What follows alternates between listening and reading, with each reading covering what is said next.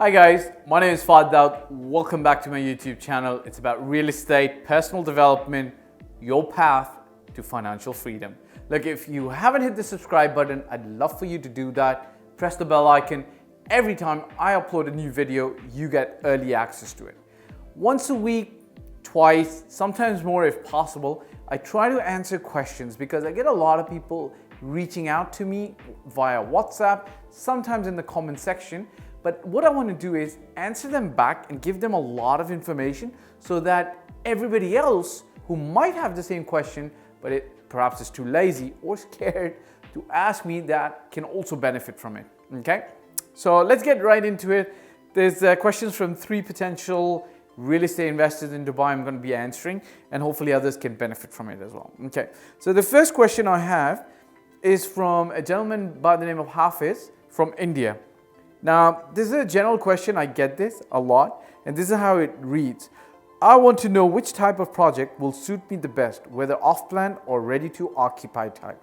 I'm looking forward to rent it. Which locality will be suitable? Will I get any residence visa for purchasing a property? Now, look, let me answer this question because it's such a generic question. The answer is going to be generic. So he's asking me which type of project would suit me best, off-plan or ready to occupy. Now, let me give you a little bit of a primer that when you're investing in real estate, it's sort of like, what car should I buy? Should I buy an SUV 4-door that can go off-road, or should I buy a salon car? Now, sometimes it depends on your particular preference, but a lot of time it depends on what you want out of the car, right? So if you've got a family with 4 children, you want a big car to fit all of them. If you've got the budget for a big expensive car, then you can obviously go and afford it and get it. Same thing kind of applies to property, right? It's not for me to tell you what would suit you. It's for me to ask you about your personal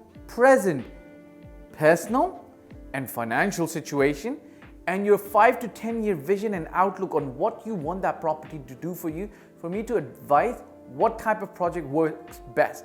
Simple rule of thumb is that in Dubai at present, if you buy anything off-plan, it's generally priced slightly higher than if you were going to buy from the resale market, because the developers are going to give you a construction-linked payment plan, and also sometimes a post-handover plan, maybe that you get the key and then you continue paying the developer. But because they're giving you that facility of not paying all the money in one go, they generally charge you a per square foot or a complete full ticket price higher. So if you were going to the market and buying, let's say, an apartment that's 900,000 from a developer, the same kind of apartment might be 100,000 dirhams more expensive. Now, when I say expensive, it's again relative. Why? Because this gentleman has $900,000 or dirhams in his pocket today, and he can pay it from the market and take the apartment. Whereas you perhaps don't have all that money in one shot. Maybe you're a business person. Maybe there's other opportunities that you have where you can invest that money and perhaps make higher returns. It all is relative and depends on your situation.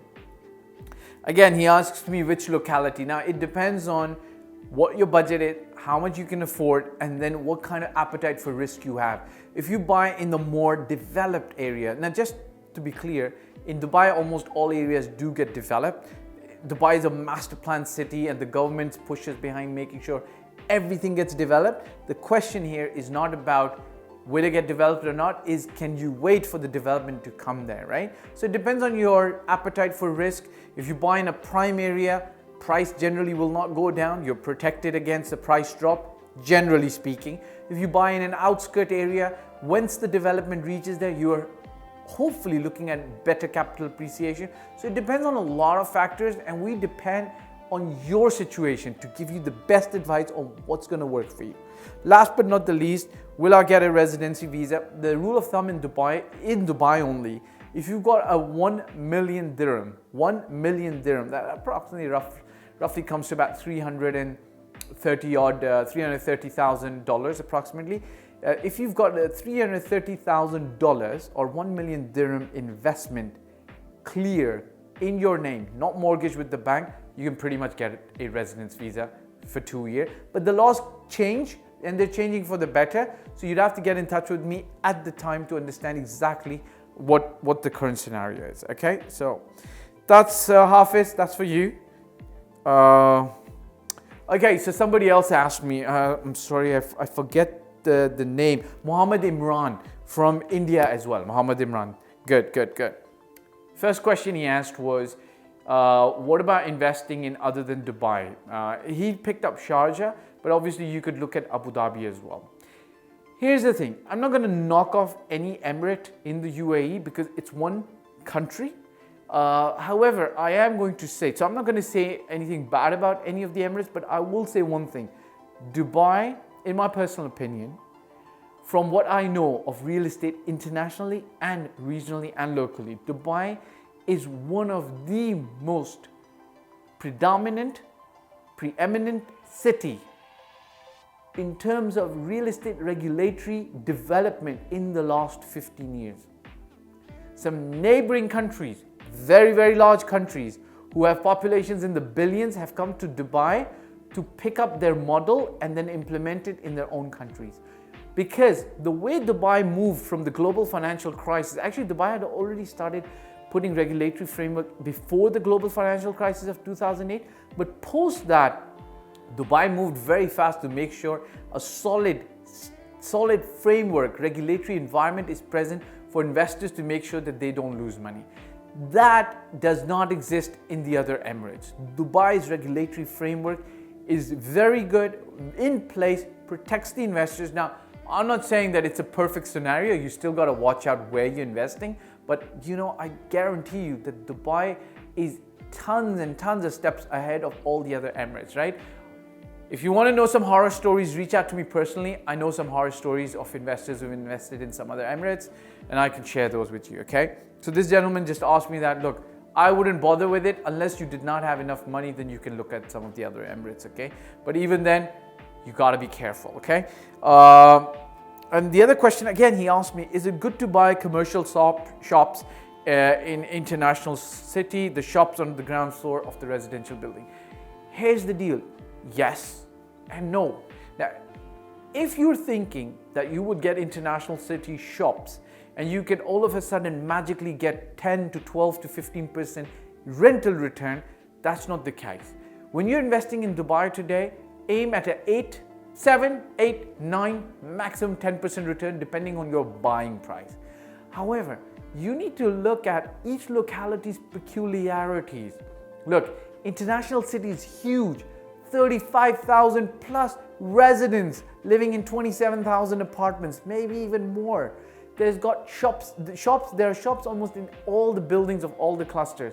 Not all the buildings, not all the shops are the best location, and not all the shops do extremely well.